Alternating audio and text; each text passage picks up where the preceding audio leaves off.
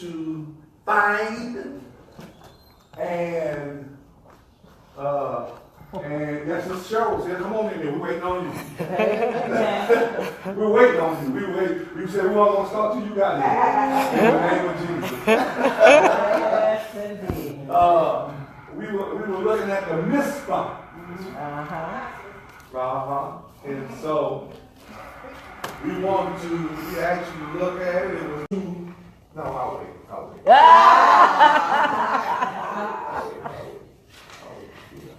That's a teaser. We had enough? We had enough? Pastor, how's your mother? Yes. She's fine. She's fine. She's still functioning as normal. Praise the Lord. It's sad. Amen. She won't be going until, I had one sister come up to me on Sunday and told me, Pastor, that's not them. They don't be themselves. So Come on now. don't get discouraged. They go telling you stuff that they'll be mean 1 minute and then the next 2 minutes they just as good as gold. I remember one time Miss Cheney was talking to me. She just was just kind. The next few minutes she said, "Who kind?" She didn't hear me. No, she didn't hear me. No, she didn't hear me. Yes. She didn't hear me. Yeah, I'm talking about you, Sister Cheney. See? No. I was talking about you. What did I do this time?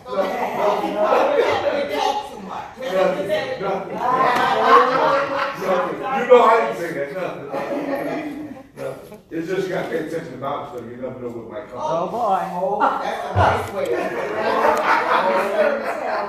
All right now. All right. You have before you a new handout. And let's look at the handout. Let's see what the handout is telling us. What jumps out at you? I must. Why does I must jump out? Huh? As it says here, That's all that's there, huh? And it says pursuing of spiritual All right. growth. That's what I wanted to jump out. What is it? What? Pursuing of the spiritual growth. Pursuing spiritual I growth. must. All right. And so when you see that handout and it says pursuing spiritual growth, and then you see all those I must, what does that say to you? I must do something to grow. I must do something after that. to grow. With that blank, the blanket, you have to fill in the blank. You have to fill in the blank. All right. This is what I want you to grasp that should jump out at you. All right. When you put pursuing spiritual growth with those 7 I must, that means that your spiritual growth depends upon what you do. Okay.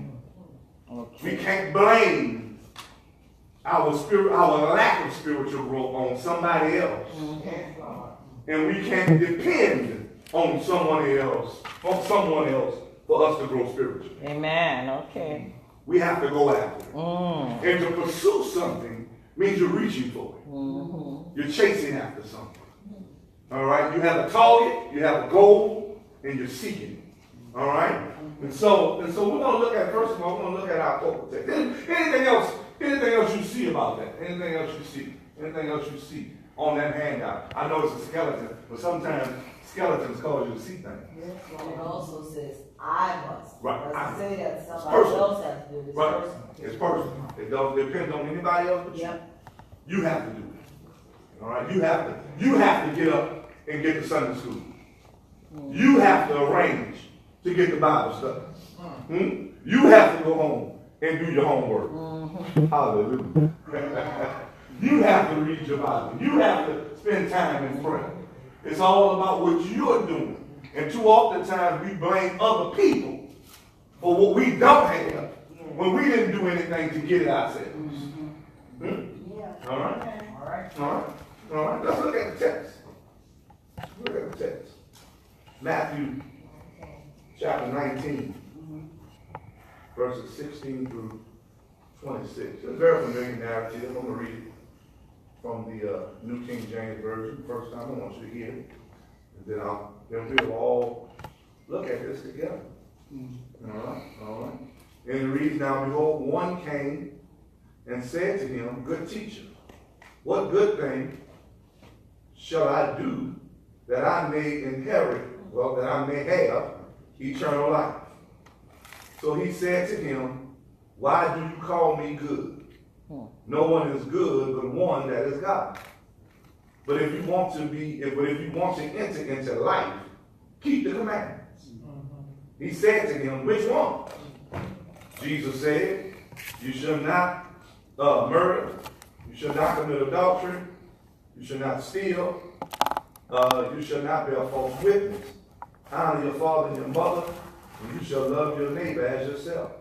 The young man said to him, all these things I have kept from my youth. What do I still lack? Jesus said to him, if you want to be perfect, go, sell what you have and give to the poor, and you will have treasure in heaven, and come, follow me. But when the young man heard that saying, he went away sorrowful, for he had great possessions. Then Jesus said to his disciples, assuredly I say to you, that it's hard for a rich man to enter the kingdom of heaven. And again I say to you, it is easier for a camel to go through the eye of a needle than for a rich man to enter the kingdom of God. When his disciples heard it, they were greatly astonished, saying, who then can be saved? But Jesus looked at them and said to them, with men this is impossible, but with God all things are possible. Amen. All right? All right? Now, let me ask you a question.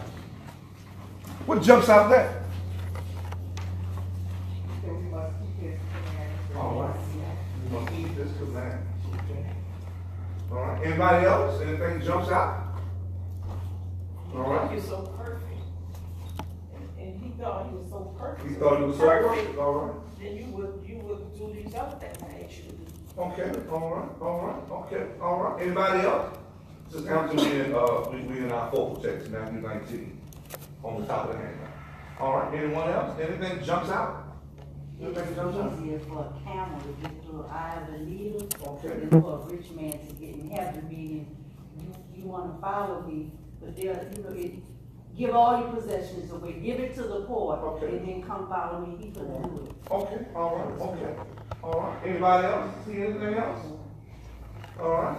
Don't, as simple as it might be, it may be important. All right. What you say? Oh. Anyone else? All right. Okay. Well, after Jesus told him what he must do, it says there in verse 22, but the young man heard the saying, and he went away sorrowful, for he had great possessions. Okay. Yeah, great possession. So after what Jesus told him didn't make him happy, I feel like he could do it.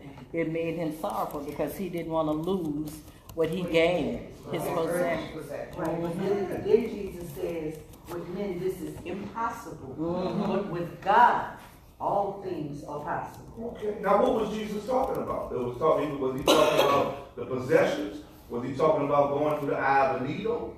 What was he talking about? He's saying he had a treasure in heaven. Okay. All right. He had it. Mm-hmm. He was trying to get it. To go.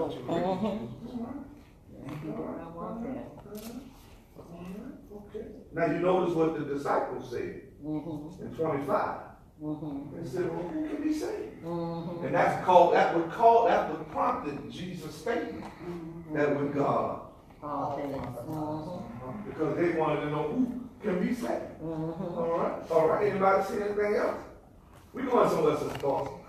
Anybody can be saved if you believe. Okay. All right. Okay. Anything else? With faith. Yeah. They only believe. All right. Let me ask you another question. What is spiritual growth? Faith. It's faith. Okay. All right. That's it. Believing that you can do what the word says. All right. Yeah. All right. Anybody? There's no wrong answers now. We just have to push them in the right direction. Believing in the word and living that word. Okay. Applying Believe in the word. Okay. Applying All it to your life. right. It's showing that you're growing spiritually. Knowing all things are possible through Jesus Christ. Now, to be quite honest, there's not an exact definition of what spiritual growth is. Okay. There's nothing exact. All right. We would have to borrow from a developmental type definition in order to point to spiritual growth. Anything that's developmental can be borrowed and just add spiritual growth to that. And we can have that for a working definition. So, for a working definition for this lesson, you can make a concern note if you desire. And I will come back and I'll say it again. You know, I will repeat over and over again until you grab it. Spiritual growth is the process of becoming more dependent upon the Holy Spirit and less reliant upon the flesh or upon themselves. Start that process. I'm gonna come back. Spiritual growth is the process of becoming. You have to become, not something that happens. It's the process, all right, of becoming more dependent. It's gradual. Because you may be dependent in one area and not dependent in another area. Because you picked and choose not to be. More dependent upon the Holy Spirit. Or we can just say this, our spirit. Our spirit connects with the Holy Spirit, and we're dependent upon the Spirit, and less reliant upon ourselves or on the flesh. And you can word it however you want to, whatever comfortable for you. You don't have to use my exact words, but you get the gist of it. All right? All right? Because it's not my words that's going to cause you to grab it. Because once again, we don't have an exact definition. There isn't an exact definition of what spiritual growth is. It's just a developmental process. All right? And so once again, spiritual growth is a process of becoming more dependent. We have to make sure we remember and grab hold of the fact that it's a process of becoming. All right? No one wake up one morning and they're spiritually grown. It doesn't happen. We can fake it until we make it, but it's not our reality. It just doesn't happen that way. All right? You can't sleep with your Bible under your pillow, and by osmosis, you become spiritually strong. It doesn't happen that way. All right? I know we say the tooth fairy bring us $1, we put a tooth under our pillow. We tell that to our children, but the truth of the matter is, you can't do it with your Bible. All right? It won't levitate into your mind and into your spirit. All right? So you have to become more dependent upon the Spirit and less reliant upon ourselves. And when we see that, you can go to Galatians chapter number 5. All right? Now, we've had the easy lessons with the articles of religion. Now we're going to get to some stuff that's going to challenge us.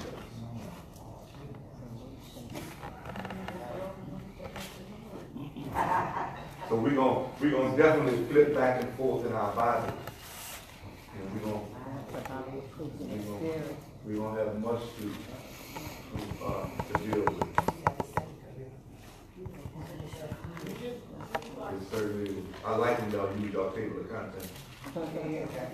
Yeah, that's why it's there. Galatians chapter 5, beginning at verse 19. You know, the whole city church who try to be so deep and spiritual and got a table of contents and don't know what the books at. Use them. That's why they put it in there. You paid for it. 5 and 19.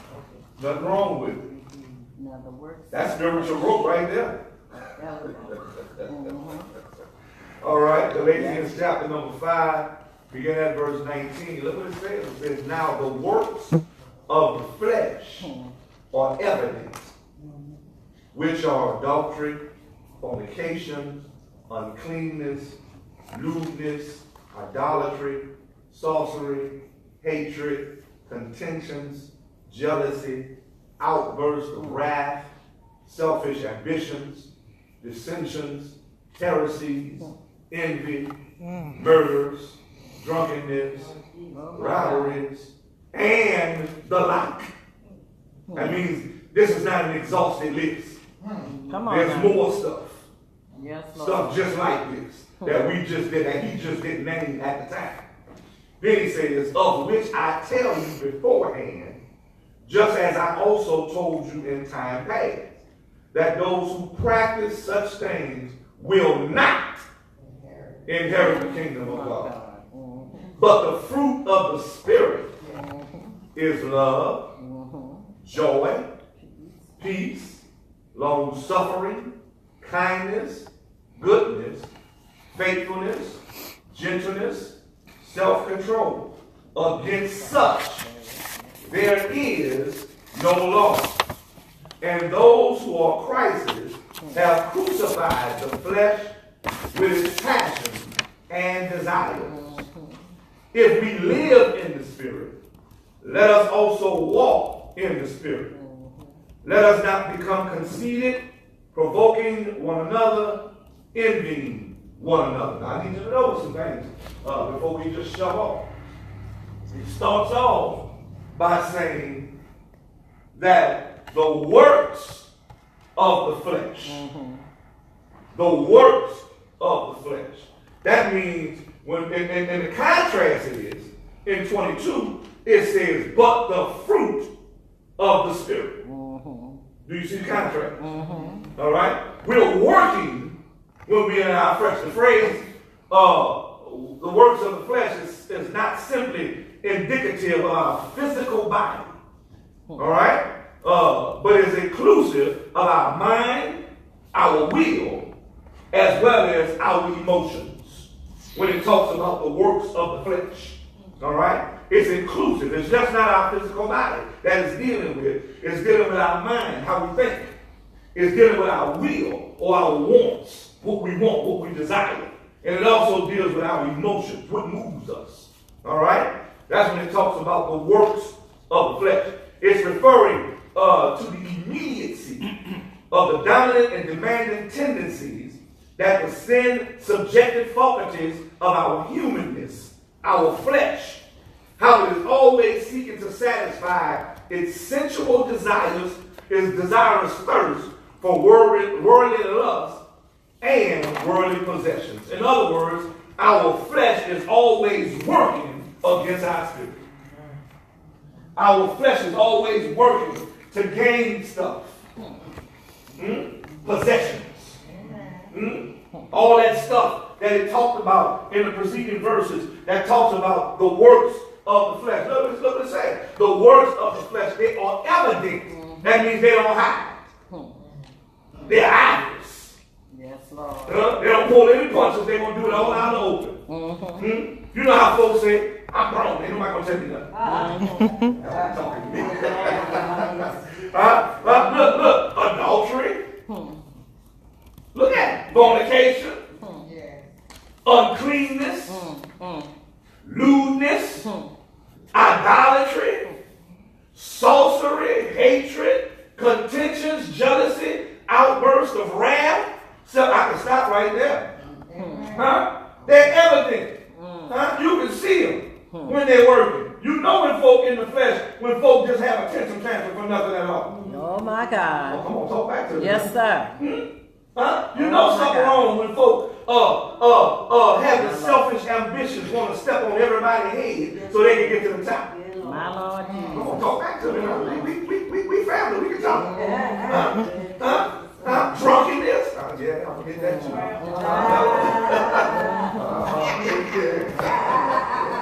I'm gonna walk that too, yeah. All of that works of the flesh.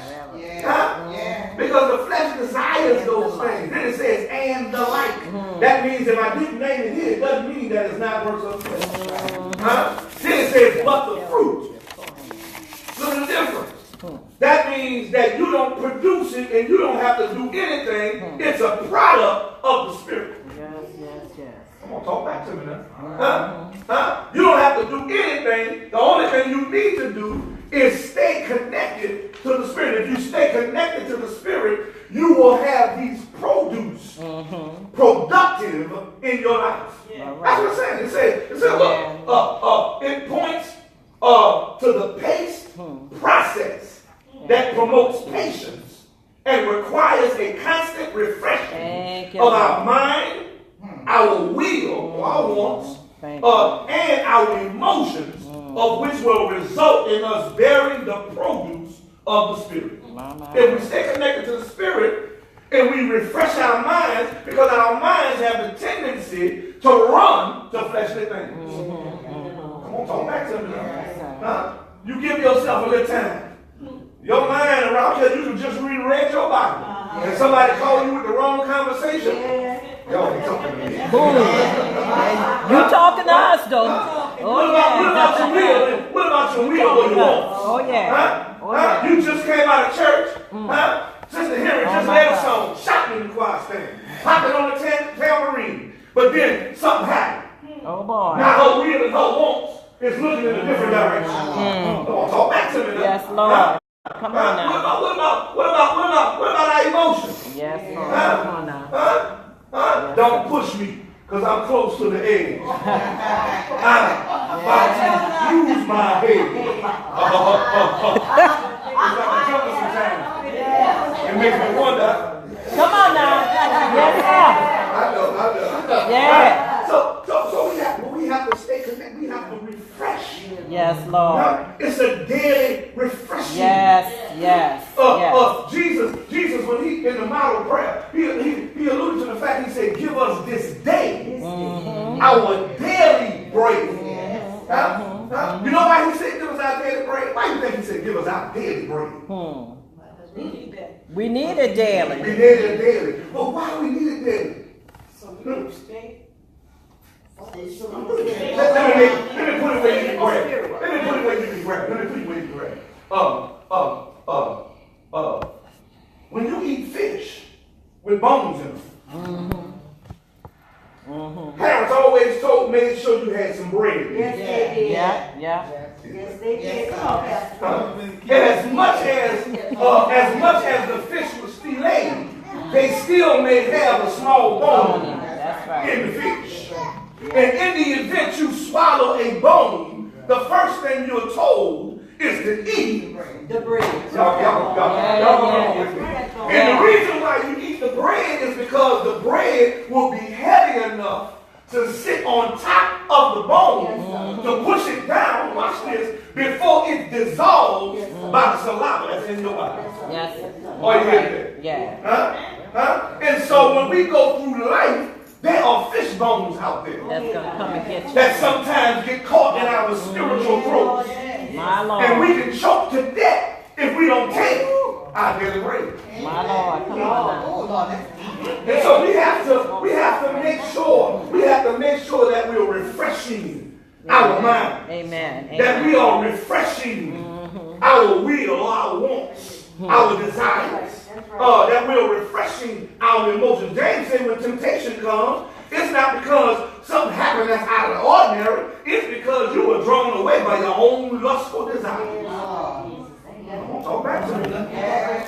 So once again, spiritual growth. Spiritual growth is the process. Doesn't happen overnight. This is just a preliminary tonight. We'll get deep another day. The process of becoming more dependent upon the Holy Spirit and less reliant On ourselves. on ourselves. Thank you, Lord. That's spiritual growth. Yeah. That's it in a nutshell. All right? But we become, after a while, we pray about everything. Yeah. And not make hasty decisions. Decision. Folk call you on the phone. Thank you, Let me call you back. Yeah. And sometimes you ain't got to tell them, I'm calling you back. Instead of, oh yeah, I'll be there. Oh yeah, I'm coming. Come on, talk back to me. And you didn't wait and stood out all night Saturday, now you can't get up for church. Or you didn't wait, you didn't spend your tithe money, and now you talking about, Lord, help me pay this bill. I ain't got no help for that. And so once again, when we're pursuing spiritual growth, it implies that we must go after spiritual growth. It will not fall out of the sky. We have to go after it. And we said this in our last lesson, it's mandatory to grow old, but it's optional to grow up. It's optional. It's optional. And so we have to. That's why you see all the I must. Because the burden, the weight of the burden is not on anybody else. It's on you. It's on me, amen. It's on you. You have to want to grow spiritually. Amen, amen, amen. You don't say, oh, my call didn't come there. My call didn't go to Bible study. That's why I didn't get it. No, you got to put it in drive. You got your hands on the steering wheel.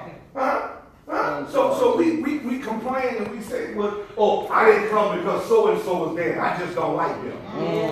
They were sitting on that row, so I didn't want. I couldn't pay attention to what was going on because they just get on my last nerves. Well, Lord, help us, oh God. Thank you, Father God. so it's up. It's so up. And so we must never forget that everyone.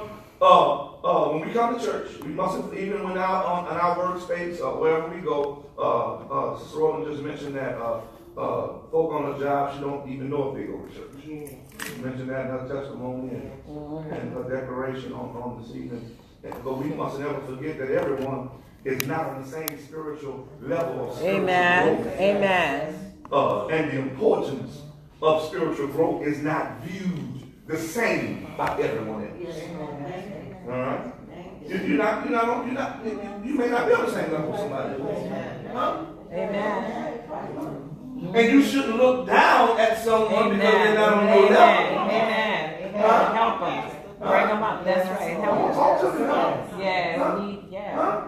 And we have to understand we shouldn't look down on someone because the importance of spiritual growth is viewed differently by someone else. Amen. Amen. Because once again, it's personal. Amen. We have to show others how important it is to us. All right. And pray that the fire catch on. Amen. And they will see things the way we see them. Amen. Once again, that's our man. We are not trying to prove anything to anybody. We just know what we know and believe what we believe. Amen? Amen. Amen. So you may come to church, somebody may come to church, and they won't look at what folk got on. And they sit next to you. But you need to tell, hey, I'm not here for that. Hello. All right. Amen. All right. Now. Hello? Somebody may come to church because they call themselves waking up on the wrong side of the bed. I think every side of the bed is a good side that you wake up on. Come on now. Come on now. You woke up, you couldn't not talk to me. Yeah. So and they looking to get an argument with somebody. I was getting ready to read that Sunday school lesson. You in Sunday school and start minutes. Oh my God. Yeah. They ain't call my name. Yeah. Come on, talk to that. So it's up to you to take that fire starter and put it out. All right. So we have to find ways to put those out. So there are those who don't want to grow spiritually. Come to church. They don't want to grow spiritually. They're satisfied with doing over other stuff in church. My Lord. Oh, Lord. Help us, Jesus. They're good church workers, Oh, but Lord. they don't do the work of the church. Come on now. Don't talk to You me. really something else tonight. Oh, you really something else. Bringing it on. Make me want to Bringing it on. We don't mind doing work around the church. But we don't want to do the work of the church. Oh, my God. Oh, my God. And the major or the priority of the work of the church is to start with you first. Amen. Oh, thank you, Jesus. So Thank you, Jesus. there are also those who are satisfied with minimal growth. Just want just a little bit. I just want growth. Just a little bit. Yeah. I don't want to talk about not drinking because I like my little wine. I like my little, Yes. I won't talk about that, You talk about that. I want to talk about committing adultery because I like running my little running my hands. Oh, my God. I want to talk about that. You talk about everything else, but we don't need to deal with that. I want to talk about cussing and all that because every now and then know, folks get on my last good nerve. I got to give them a piece of my mind. I'm going to talk back to them now. You're going to find yourself when you give out too many pieces, you won't have any pieces. So you got to watch that, you know. So you got to watch. Some people just enjoy minimal growth, small growth. And then there are those who grow out, but fail to grow up. They quote a whole lot of scripture. Yeah. Okay. Recite the 23rd Psalm. Yes, Lord. Backwards. They can tell you every verse in the Bible. They're growing out, but none of it shows in their life. Remember, it says, but the fruit of the Spirit. You may not have saw fruit on the apple tree when you planted it, but eventually, after you see leaves, you're going to begin to see some fruit. Oh, you hear that? And so you may not have started out with the fruit, but after a while, the fruit begins to sprout. Oh, you hear that? And so we don't want to get fat. We don't want to grow out. We want to grow up. All right? And then there are those who are constantly seeking to grow spiritually. They're never satisfied with their spiritual growth. They always find something. I have something to deal with. Paul said, we talked about it just a few weeks ago. Paul said in 2 Corinthians chapter number 12, he talked about the thorn in his flesh. He said, I have all these visions and all these dreams, but I still got a thorn in my flesh. And I keep praying to God about it, but he won't take it because he wants me to not get puffed up. Yes. Amen. And so when you'll find the more that you gain spiritually, the more knowledge you gain spiritually, it ought to humble you. All right. And so we find how within the bounds of this focal text some fundamentals which will aid us in our pursuit of spiritual growth. We just talking about the text, y'all. We're just talking about the text. Let's look at the text. Let's look at the text. Read it again. Now, behold, one came and said to him, good teacher, what good thing shall I do that I may have eternal life? So he said to him, why do you call me good? No one is good but one. That is God. But if you want to enter into life, keep the commandments. He said to him, which ones? Jesus said, you shall not murder, you shall not commit adultery, you shall not steal, you shall not bear false witness, honor your father and your mother, and you shall love your neighbor as yourself. The young man said to him, all these things I have kept from my youth. What do I still lack? Jesus said to him, if you want to be perfect, go sell what you have and give to the poor, and you will have treasure in heaven. And come, follow me. But when the young man heard that saying, he went away sorrowful, for he had great possessions. Then Jesus said to his disciples, should I say to you that it is hard for a rich man to enter the kingdom of heaven? And again I say to you, it is easier for a camel to go through the eye of a needle than for a rich man to enter the kingdom of heaven, the kingdom of God. When his disciples heard it, they were greatly astonished, saying, who then can be saved? But Jesus looked at them and said to them, with men this is impossible, but with God all things. Let's do a little housekeeping, y'all. Let's do a little housekeeping. Let's look at this text. First thing we need to know about this text is that it is synoptic. It is a synoptic text. That means it's found in other places.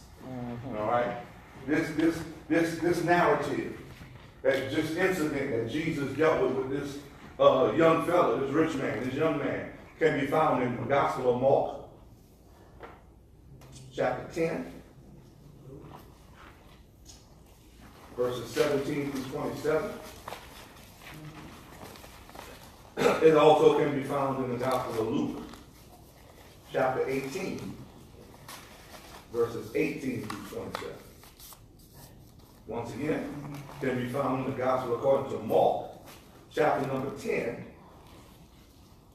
verses 17 through 27.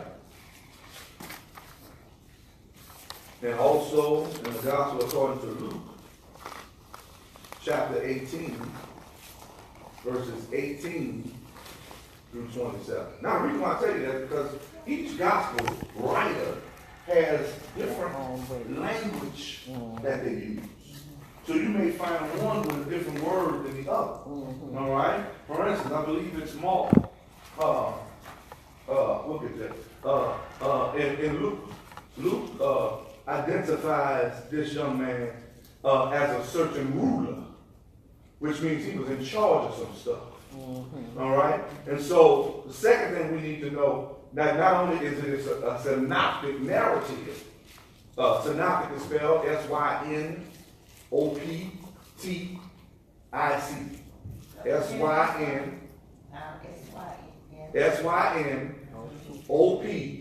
SYNOPTIC. Synoptic. That means they're similar. All right? It's a similar story. It's the same story with different words. All right? All right? And that's in, once again, Mark chapter 10, verse 17 through 27. And in Luke chapter 18, verses 18 through 27. And then when we look at this narrative, the same narrative in Luke chapter 18, verse 18 reads, "Now a certain ruler asked him, saying, Good teacher, what shall I do to inherit eternal life?" That tells us something about the man. Huh? He was an upper class citizen. Right. Hello? Huh? He was somebody. Huh? He had money. All right? And so that's significant for us to know, to understand some stuff when we read along in this narrative. So we need to hold on to that. All right? He was an upper class citizen. He was somebody in society. All right? We also see that this young man initiated this conversation with Jesus. All right? He started the conversation. Jesus was going on behind his business, and this man started the conversation. We see that in verse 16. Matthew chapter 19, verse 16. All right? He came and says, "Now behold, one came and said to him," he said to Jesus, "Good teacher, what good thing shall I do that I may inherit, or that I may have eternal life?" So he was looking for spirit. He was looking into the kingdom of heaven. Huh? That's what we're doing. We're pursuing spiritual growth because we know we have to be spiritual in order to reconnect with God. All right? That's a spiritual connection. God is spirit, and those that worship him must worship him in spirit and in truth. Amen. All right? Not only that, he was seemingly living an unregenerated life despite of his knowledge of the scriptures. Look what he says. Begin at verse 17. "So he said to him, Why do you call me good? No one is good but one, that is God. But if you want to enter into life, keep the commandments." And Jesus enumerated commandments. He said, "Don't commit adultery, don't murder, don't steal, don't bear false witness, honor your mother and your father, and you shall, and love your neighbor as yourself." Verse 20, the young man said to him, "All these I have kept from my youth. What do I still lack?" All right? He was living an unregenerated life. But he was still seeking the knowledge of God. He had knowledge of the scriptures. He knew exactly what Jesus was talking about.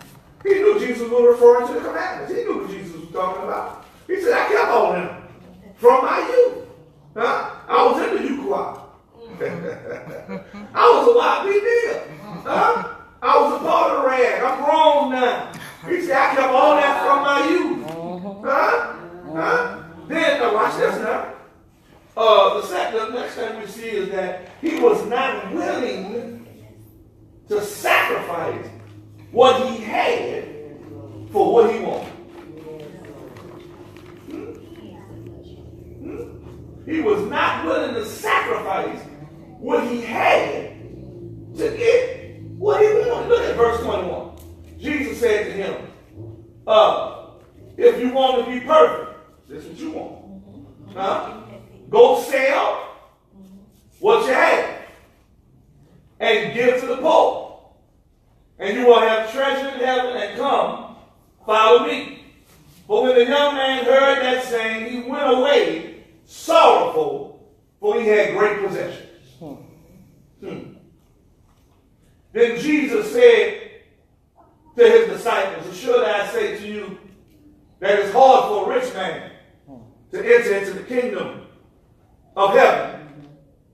And again, I say to you, it's easier for a camel to go through the eye of a needle than for a rich man to enter. Now, that's a lot of speculation as to what Jesus was referring to when he talks about the camel going through the eye of the needle.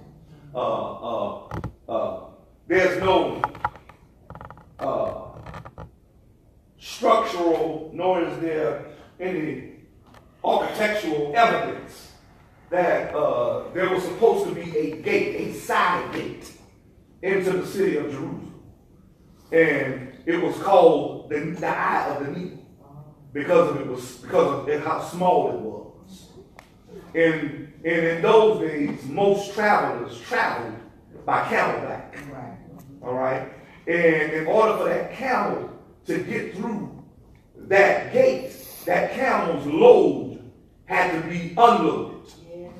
And everyone, when they travel with a camel, they travel with a loaded down camel. Yeah. All right? And in order for that camel to get through that gate, that camel's load had to be taken off. And that camel had to go through that gate on its knees in order to get through that gate. That's just how hard it was. And then some camels were still too big to fit.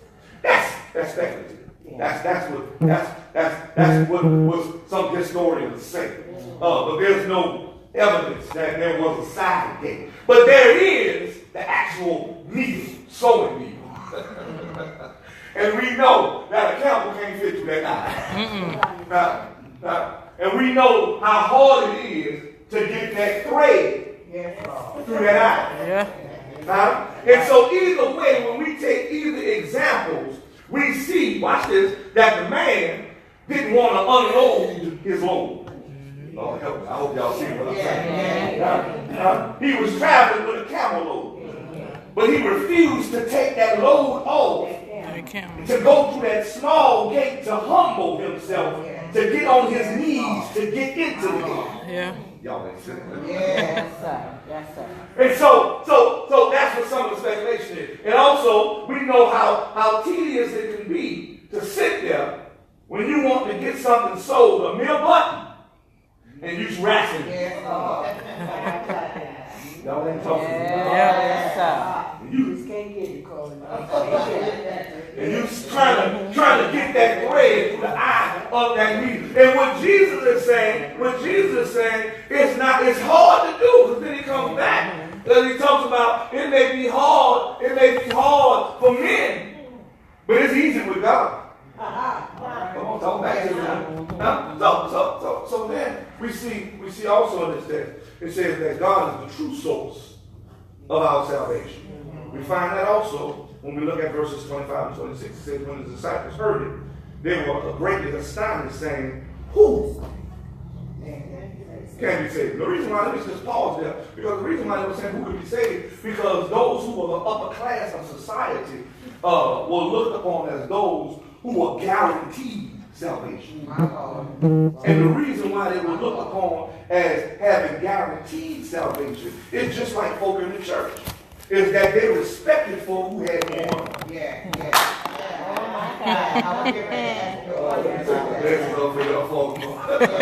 So they could buy the offerings. Yes. That's right. They had the cattle. The turtle, because you got to know, Jesus was still living. When Jesus was living, the law was still in effect. The law was not abolished or not changed to grace until the book of Acts when the Holy Spirit came. All right, so when Jesus was living, he was still under the law. And so those who was the upper class of society, they had money, they had livestock, they had all of the other accessories that the temple or the priest needed. And so that's why those disciples were like, well, if he can't be saved and he got money, he a ruler, well, then who can be saved? And so Jesus looked at them, and Jesus said, with men, it's impossible. But with God, all things are possible. So we have to go to contrast in our text between the activity of the verses immediately preceding the text. Because if you look at the verses preceding the text, you'll see what Jesus had little children to come unto. Yeah. He invited, matter of fact, he told the disciples, don't refuse those children to come to me. Huh? And you have to listen at the language in which Jesus uses in saying, Jesus says, suffer not the little children to come unto me. Don't get in their way. Don't make it hard for them to come. Now here Jesus is talking with this man and telling this man, it seems as if Jesus is making it hard for him. Come on, folks. Don't miss it now. Jesus questioning him. Jesus said, well, did you keep the commandments? Did you keep the commandments? Go sell all your goods. He said, the only thing the man wanted was eternal life. That's it. All right? But then Jesus, if you look back, Jesus told the little children, come on. He said, matter of fact, he said, for such is the kingdom of heaven. He said, unless you receive it as a child. Why? Because children believe whatever you tell them. You tell somebody the red suit coming out of the chimney, they're going to sleep. You tell them they lose a tooth, you put it under the pillow, you're going to get $1 from somebody with wings. They're going to put that pillow, they're going to put that tooth under that pillow. You tell them somebody in the closet, they're going to come out and scare them and grab them. If they don't go to sleep, they're going to sleep. Children believe whatever they're told. By a parental figure or a guardian. And that's what Jesus wants us to come to him as. We need to look to him as our elderly brother. We need to look to God as our Father. So we have to look at that contrast. The other is Jesus questioned, he didn't question the fate of the children, but he questioned this. Matter of fact, he interrogated, so to speak, this ruler. All right? So in those spoken words, Jesus was asking this ruler, do you really realize? I got to go back to the top. Because he called Jesus a good teacher. He's a good teacher. And Jesus was asking, do you really realize what you are implying by calling me good? Do you really realize? And Jesus was kind of exposing it to him. Jesus said, that's only why you calling me good. There's only one good, that's God. But I want you to catch this now. Jesus was actually saying, y'all denying my deity, or you recognizing my deity? Y'all criticizing me saying that I'm not God. I'm not God's son. But there's only why you calling me good. There's only one good, and that's God. So are you actually calling me? Or are you actually recognizing who I am? So first thing, I'm going to give you this tonight. Should I? No, I don't think I should. I don't think I should. No, I'm not sure. So, with your homework for tonight, for this week, is to look at these verses, break them down for yourself. What we're looking for the pursuit of spiritual growth is housed within these verses. All right? Verses 19 through verse 26 is therein. What I want you to do, those 7, I must. Those 7 things that you must do for yourself are found within the bounds of those verses. All right. So fill up the I must.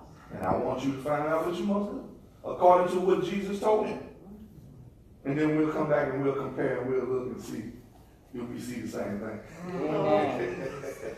All right. Sister, you shut down.